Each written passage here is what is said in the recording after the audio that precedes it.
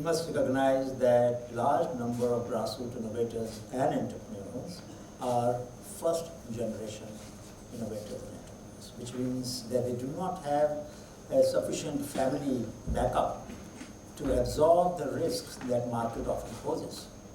So the first requirement for the state government is to provide risk capital, which essentially could be in the form of micro venture innovation fund that can be written off if the enterprise fails, but can be repaid if enterprise succeeds. That is going to encourage the young people, but also the other community members to take risk and thereby generate more jobs. The second thing that is equally important is to link the formal institutions of science, technology, and innovation to add value. Most of the things that grassroots innovators do are at POC level, proof of concept. In some cases, prototype. Rarely are they products. Now, who will do the finishing?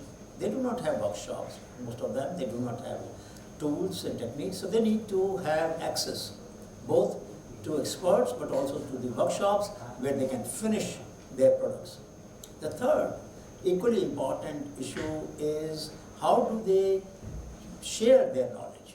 And I would suggest that we should blend both intellectual property right protection but also open source. So we developed a concept of technology commons where people-to-people copying is allowed and encouraged, but people to firm or people to industry is through licensing. So that those who make money out of it should pay for it, but those who earn their livelihood should have free access to it.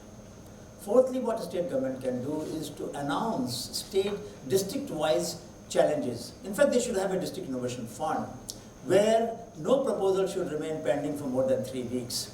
You can have a polytechnic principal, you have college principal, you may have some entrepreneurs. A committee of 3 or 4 people can assist the district administration and sanction and put these sanctions or rejection for that matter on the website so that entirely the process is transparent. We really need this as early as possible because subsidiarity principle requires decisions being taken as close to the point of action as possible. The fifth issue that state government can do is to public procurement. I have seen some states trying to do that, but very few. So if you have an innovation, let's say, which is useful for poultry farming, now the innovator may not have the wherewithal to be able to manufacture enough, build a supply chain, distribute everywhere. So if government under the livestock development program or poultry development program procures enough devices or enough poultry feed or whatever else that the innovator has developed and makes it available to the eligible small farmers and landless laborers, then it will give fillip to both public program but also private initiative. So public procurement of grassroots innovation is a must if we want to give momentum to this initiative, and I must admit and confess that we have not done a great job. The GFR rules must be modified. The minimum turnover required, government financial rules require certain minimum turnover by these innovators and entrepreneurs. How will they show their turnover when they have not had the capital, they have not had the orders to be able to fulfill that requirement to come up to that level? So government has recently announced that for startups, they will provide some concessions under the GEM platform and other things. We should do for grassroots innovators similar facility, that they should also be able to provide their solutions to the state for larger dissemination. Please understand that the state has a huge extension machinery which must be utilized for on-farm trials, for demonstrations. In the industrial units, their trials can be done, their demonstration can be done, so that demand is generated. And lastly, the public media, television, radio must be utilized to let people know about these innovations. These people cannot afford to give advertisement in the newspaper or on the television. And if they do not, then how would they compete with those products or services which can afford to do that? So therefore, public media, public space, like not only just social media. Social media is used by very few number of people, but the television, radio is listened to by a very large number of people. And if you really ask a question, very simple question, how many minutes did we allocate in the last month or last week or yesterday to promote the innovations by these people, then you will get the answer. So there must be a time allocated.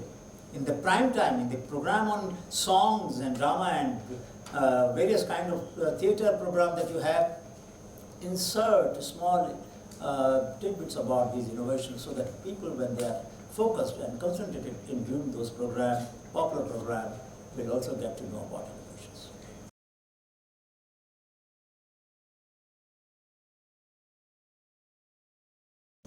The economy can get boost when jobs are generated, when products and services are available at extremely affordable level, and third, when people learn to experiment and innovate, and sometimes fail, sometimes succeed. So economy requires a thrust of taking initiative to innovation to enterprise. That's why when we set up GYAN in '97, we made a triangle: innovation, investment, enterprise. How do you link this triangle? 1997, we were very concerned already at that time that all the three vectors require a lot of transaction cost. They don't know each other. We have to bring them together. So therefore, it is important that periodically clearing houses are organized where entrepreneurs come to know about the innovations, and they then can take either non-exclusive license or exclusive license, as the case may be, multiply it, develop supply chain distribution system, and make it available to common people. So it's very important that we recognize that not all innovators make good entrepreneurs. Don't blame them that they did not commercialize. They are incorrigible improvisers. They cannot make two things alike. Whereas entrepreneurs need to make batch by batch consistent product. So therefore, let us not ask innovators to do what they are not good at. Generally speaking, there are exceptions. So we must try to link innovation, investment, and enterprise, and try to create large number of hubs for distributing these solutions to, there are many good examples. Sanitary napkin machines are there, there are banana fiber products are there. There are so many other things that I have seen. In Northeast, you have bamboo vinegar, which is used as a pesticide for crops. How many of you have heard about that?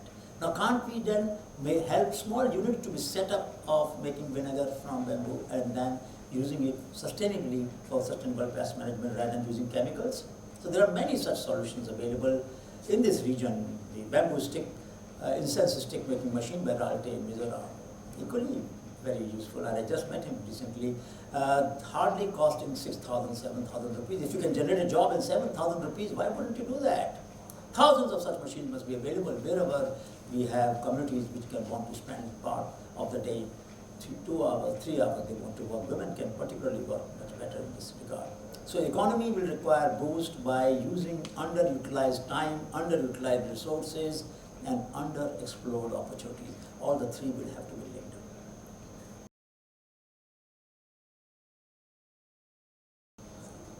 One of the most important roles that such conclaves can play is what I call as network entrepreneurship. The network entrepreneurship, there are 6 models, but I will just mention 2 or 3 briefly here. One is that very often we as the innovators or the entrepreneurs try to plow the lonely furrow. Each one wants to grow alone. It doesn't go very far. So let's say if I'm in the food domain and I'm doing some product which is very different from your product, which you are also in the food domain. If a customer comes to me asking for a product which I don't make but you make, what would I reply to that customer? Look, I don't have it, sorry. Or I will say, no, I know someone who's making something that you really need, and I'll connect you to them. Or I'll procure it from him or her and give it to you. That's what concept of mutual franchisee is, that I'm not merely selling my products and services, but I'm also becoming a franchisee of someone else in the same domain so that the customer does not go back.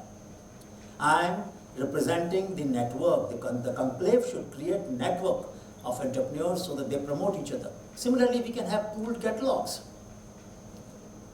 Thing to be kept in mind is the transaction cost of customer must be reduced. No way should a customer go back unsatisfied. And that is only possible when they have choices about products and services which large number of entrepreneurs are making, and no one person will have all that range that customer needs. Third possibility is, of course, that we should also try and see whether we can pool inventory so that their procurement cost of raw material can go down and government can play a very important role. So I would say a conclave of this kind can bring them together, bring the innovators together to learn to cooperate. It is unfortunate that we only emphasize competition. Competition is passive. That was the time, that was the way business was run yesterday.